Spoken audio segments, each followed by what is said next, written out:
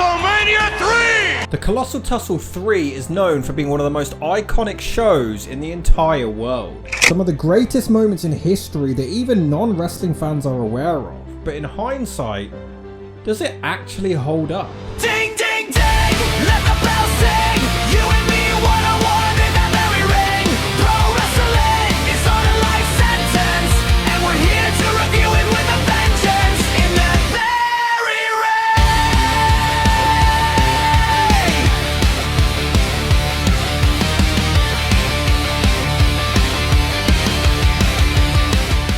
Okay guys, right, I wasn't born, alright? I'm not an 80s baby. There are a lot of sports players. I didn't realise I'm English. I don't follow any sports like that, so I didn't know who these people were. I'm sorry, okay, and I got confused. Vince McMahon thankfully learned his lesson from the previous year because the Colossal Tussle 3 only took place in one venue, the Pontiac Silverdome. The first time it actually took place in an open stadium. On March the 29th, 1987, in front of a huge 78,000 crowd. Unless you ask them. In front of 90,000 plus in the Silverdome. 93,000! Yeah, no. For years, the WWE have largely inflated this number, claiming to have drawn in 93,173 people, which would have made it at the time the largest indoor sporting event attendance record in the history of the United States. But in actuality, it's not even remotely possible. The staff at the Silverdome even admitted that the building can't house more than 78,000 people, so over 93,000 can't be done, though others have argued that the capacity of some football games was listed as just over 80,000, so it could potentially be reached if seats were put on the floor as well, but it's unlikely. And 78,000 is still a lot of people, Vince. I mean, you even broke the Pontiac's own record, so why lie? In fact, we get a lot of that with this show. The funny thing is, McMahon tried his absolute hardest to boost the attendance prior to the event. He actually pulled the pay-per-view from the entire state of Michigan. Yet if you lived in the state and you wanted to watch Colossal Tussle 3, the only way for you to see it was actually buying a ticket and physically driving to the arena to see it in person. Due to this, the traffic was jam-packed at a complete standstill. Wrestlers had to be at the venue 2.5 hours early to avoid the traffic and weren't allowed to leave until 3.5 hours after the show went off the air. So much so icon Aretha Franklin was stuck in traffic just minutes before they went live. Thankfully she managed to make it there in time and sang America the Beautiful without even conducting a sound test like an absolute legend. Although we get another random ass slideshow. Ah yes, how American! A construction site. And men directing traffic and plumbing and offices. Just show some racism on the streets, that would do the trick. This one isn't too celebrity heavy to be fair like the previous ones, they have toned it down a bit. Although Vince did supposedly travel to Mexico to visit the set of Predator and personally invited Arnold Schwarzenegger to attend. But Arnold was good friends with Jesse Ventura, who had informed him of Vince's treatment towards him in the roster the previous year, although it's weird that Ventura is still on the show anyway. And Arnold politely told Vince to go and fuck himself. And then we get Mary Hart from TV, I guess. I wasn't born! Probably American talk shows as well, eh? And I guess some fella from baseball. I'm English. Don't be mad at me. Who gets the shit booed out of him for some reason. Maybe he's related to Big Nose. First up, we get Rick Martel and Tom Zenk taking on Don Morocco and Randy Orton's dad. Look at this, I'm just shocked this company ever got done for steroids. All four dudes look like the default creator wrestler character on the games. Martel and Zenk, known as the Can-Am Connection, are super over with the crowd, but the choreography is pretty sloppy. In fact, that's a common issue across this whole show. Although there were some slight moments of it on the earlier two Colossal Tussles, it wasn't this common. You can see the wrestlers clearly telegraphing the moves before receiving them. It just makes the suspension of disbelief really suffer. So glad that's not a problem anymore. Sometimes you can see them clearly waiting to be punched, it's not good. The visual of the stadium does look pretty cool, and it's a pretty standard tag match, but the crowd are super into it and it's a fairly solid opener. Nothing great, but it does the job. Although it takes forever for them to announce the winners for some reason. 1, 2, he got him! Beg to differ, Monsoon. That was a little bit too much double teaming in there for my book. Well, the referee let it go at his discretion as all four men were in the ring for quite some time. Boy, are they happy, the K&M Connection. Woo! Talk about excitement. We got it right here. Let's see if we can get the official word.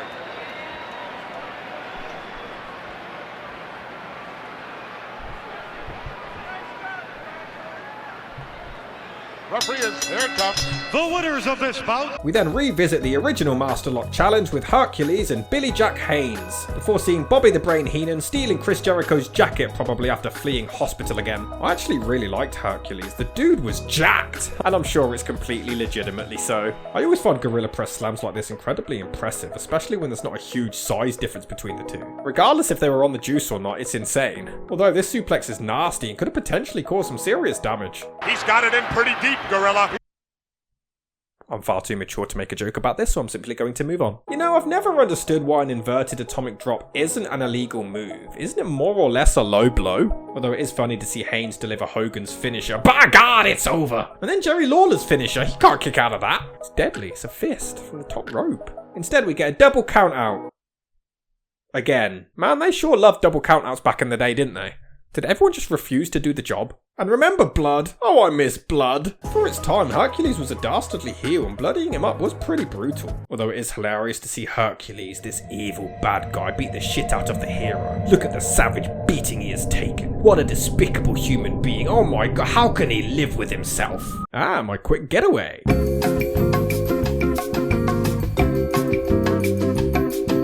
To be fair, these rings were implemented because the walkway was so long that Andre would have struggled to make it, so they decided to just have everyone use it. Except Roddy Piper and Hulk Hogan, apparently. Although it is hilarious seeing it come out to hillbilly music. Next up, we have my mum teaming up with, I think, Rey Mysterio and Taz, taking on Hillbilly Jim, Gary Coleman and Hornswoggle, because little people are funny. They're so small, aren't they funny? Yeah, the biggest show of the year, and this is a match on the card. Man, Bundy must have been pissed. He went from the main event last year to this shit. Small guys are in the ring.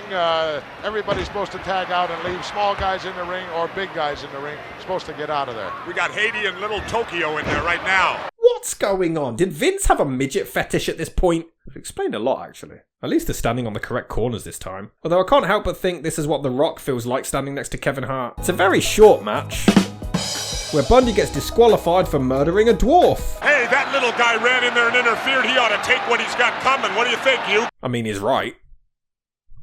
Bundy didn't do anything wrong. Guy deserved it. The messed up thing is, this wasn't actually supposed to happen. The other little people were all supposed to jump in and protect him, but they were late on their cue, so Bundy felt like if he waited, it would have destroyed kayfabe. So he decided to murder the guy instead. And sadly, this genuinely ended his career. His career was very short-lived. Jokes aside, he did die a few years after this, and Bundy always blamed himself, which is quite heartbreaking. Next up, we get the Junkyard Dog taking on King Harley Race, and of course royalty is hanging around a rapist. Another celebrity was actually supposed to be here for this match, model and actress Samantha Fox, but she cancelled at the last minute for unknown reasons, so she was instead replaced by the fabulous Moolah. The obvious choice. And the huge stipulation here is that the loser must bow and kneel to the winner. Ooh. Although I really hope the black guy doesn't lose, because if they have the black guy bow and kneel to the what, that's not a good look.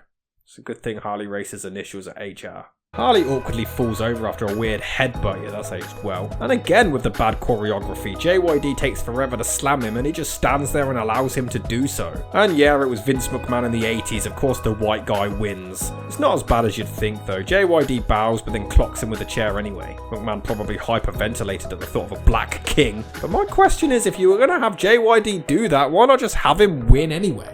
And speaking of racists, next we have Hulk Hogan and Vince McMahon. And I'll keep saying it, say what you want about the old lying pervert, he really knew how to sell a match, just not how to sell in a match. And find yourself someone who looks at you the way Vince McMahon looks at Hulk Hogan. Next up we have the Rougeaus brothers, who aren't American, but we like these for some reason, taking on Brutus Beefcake and Greg Valentine. The Rougeaus hit a nice double team move, but Dino Bravo gets involved to cheat and the referee can clearly see it, but alright. It's certainly a match. It's a match.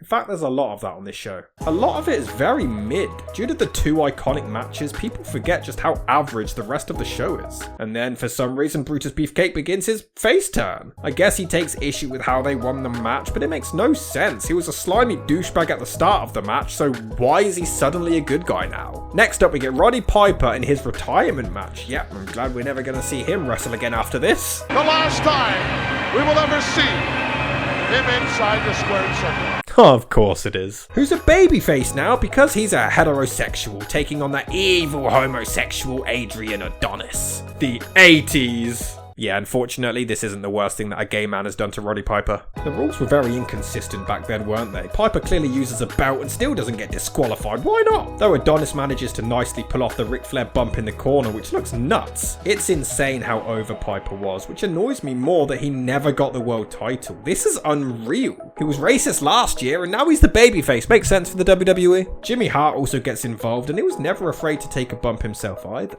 Adrian Adonis thinks he got the victory until Brutus Beefcake comes out for some reason. No connection to the match whatsoever, but alright. And he just shakes Piper a bit and now he's awake. Yeah, that's all it took. And then Piper gets the win with the Monday Night Raw, the sleeper hold. Jokes aside, this is when Beefcake's babyface turn is complete and we see the birth of the barber character as he shaves Adonis's head. It's great and honestly definitely up there with one of the most iconic WrestleMania moments. Although head shaving on live TV is always so long-winded and it's hilarious to see Piper awkwardly standing there holding down Hart. Yeah, any day now, Brutus. Yeah, if this was in 2026, the internet would lose their minds that Piper actually won his retirement match. Outrageous, the ego is unacceptable. Next up, we have the tag team champions, the Hart Foundation, teaming with rogue referee Danny Davis to take on the British Bulldogs and Tito Santana. What the hell is Bret doing in this promo? Like, I'm glad they didn't let him speak, but just watch it. If you just focus on Bret, it's fascinating. He just keeps rubbing himself and then awkwardly laughing and dancing around. Did he shit his pants? This was set up because in reality the Dynamite Kid had a severely injured back, so instead of risking him taking on the Harts, they thought a 6-man tag would reduce his workload and lessen his pain. Or just give him the night off. Apparently he was told, if you don't wrestle, you're not getting paid. Back to that very healthy working environment. The 80s. Right off the bat, I will say that Jim Neidhart gave the funniest facial expressions during this. They could all be turned into memes. Enjoy. Send me some. I'd love to see what you come up with. And it's hilarious to see the Bulldog's bulldog Matilda actually being taken away during the match. Meanwhile later, Koko's bird gets to stay for the entire thing. The hell is with this biased bullshit? It's great to see the Harts rightfully wearing pink, and despite Bret's real life dickedness, he was so good in the ring and so great at selling. But my problem is just how bare the ring mat looks. Where's all the product placement ads? I'm half expecting to see a Burger King logo on the Bulldogs' pecs. The Harts always had some great chemistry with the Bulldogs, and it was practically impossible for them to not have great matches together. Davis was super over as the cowardly heel, and it's obviously satisfying to see him get his ass kicked. The story going in was pretty well structured. Yeah, remember when storylines built up for like an entire year hyping the show? Remember a satisfying conclusion? Wrestling sucks now. But Jesus, Bulldog manages to pull off a sweet tombstone before Brainbuster, but still doesn't go for the pin. In 2026, it'd be a 1 count. And for the ultimate heel move, Davis manages to steal the pin, which is great. It's a pretty solid match. We then spend some time with that fella from the Princess Bride and Heenan, who was so good at selling just how dangerous Andre really was. Next up, we have Butch Reed looking like the villains from the Meteor Man, along with such an underrated heel Slick, taking on Koko Beware. What would happen if the parrot just flew away? And Adolf Hitler is the referee? What's he doing there? Bet he loved the Elimination Chamber match. Koko hits a beautiful dropkick, but I can't concentrate. Why is Hitler the referee in a match with 2 minorities? Although Koko should really teach Shane McMahon how to throw a damn punch. Reed manages to get the win because, well, he's blonde, so Hitler slightly prefers him. Then he gets jumped by Slick before Tito Santana shows up. Why does Tito and others just randomly show up in matches that have nothing to do with them? And then he decides to strip him. Who does this? What? You just said you slept with my mum?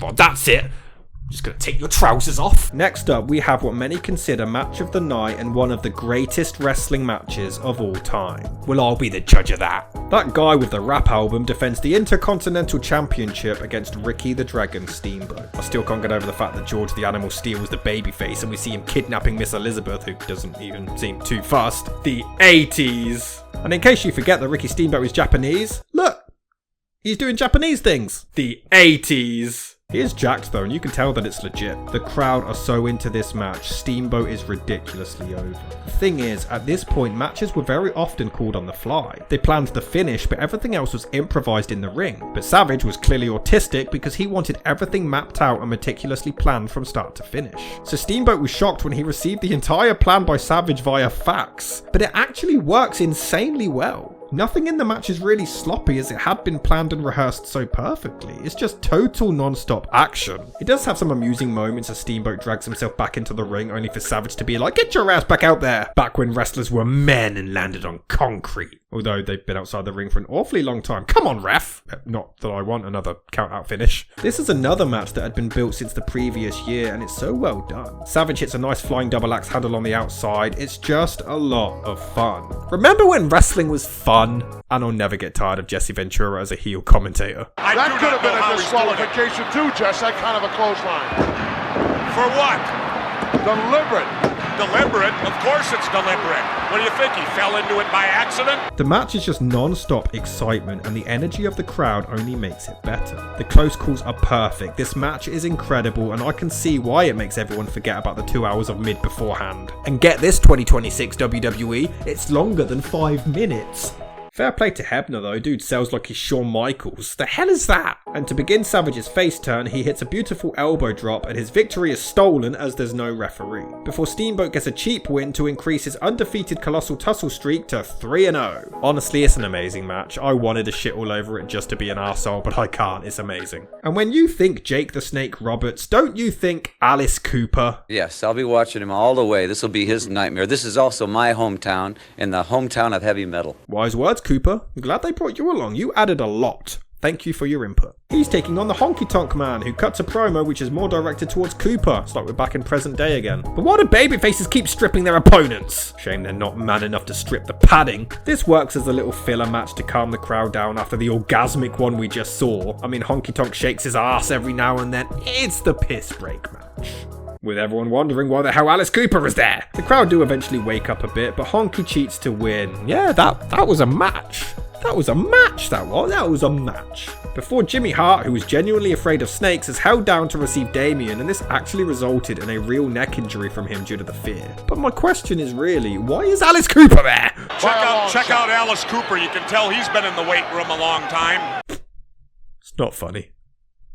It's not funny. We then get the true highlights, the most despicable of all, foreigners. I could honestly watch Sheik and Volkoff for hours. Fans throw shit in the ring as they have the audacity to honour their country and everything. Yeah, you can kidnap women, but don't sing your country's national anthem. This is the land of the free! As long as you don't honour your own country. They could have sold so many tickets having Hogan against either one of these dudes in a main event, probably instead of Slaughter at 7. They're taking on the Killer Bees with Hacksaw Jim Duggan because... America. Maybe it's just me, but Sheik seems really stiff in this match. His movements look really robotic. But look, they're back to using the ancient Chinese techniques. It's a decent enough match to warm the crowd back up for the main event before Duggan is like, fuck it, and proves that disqualifications do in fact exist in this world. USA!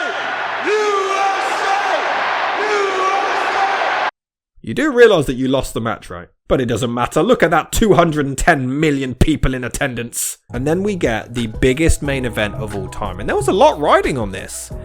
And it almost didn't even happen.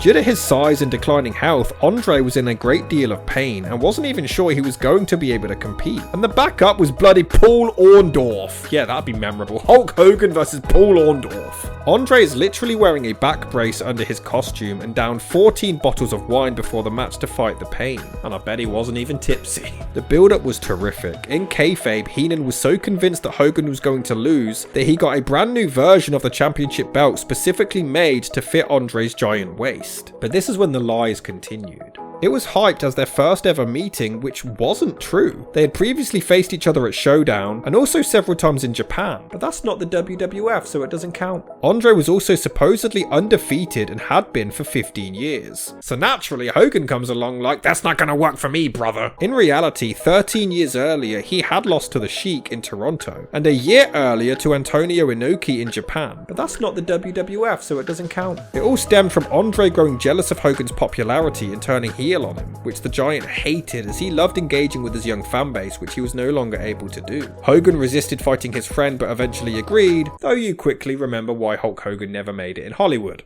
We're friends, Andre, please. There's a lot of build up to the match, with more shit being thrown at the heel while he still casually just waves at them. And them squaring off is one of the greatest visuals in WWE history. I miss when wrestling was a spectacle. It seemed larger than any other sport or show. This was insane, with one of the most iconic quotes ever from Gorilla Monsoon. The irresistible force meeting the immovable object. Despite its infamy, the match did later receive a lot of criticism for being physically and technically a bad match. People rating it 1 star, or even Meltzer originally giving it -4. I'll give Hogan this much: he's learned his lesson. He tries to slam Andre straight away and fails before selling his back, and he clearly liked Andre because he learned from last year and realised that he needs to dominate. He truly makes him look like a complete monster in this. At this point in his life and career, Andre was obviously very limited, with just scoop slam after scoop slam. Hey, it's like Brock Lesnar with his suplexes. But the crowd are so into it, the energy is insane as they urge for Hulk to get back into the match. This kind of energy just doesn't exist in wrestling crowds anymore.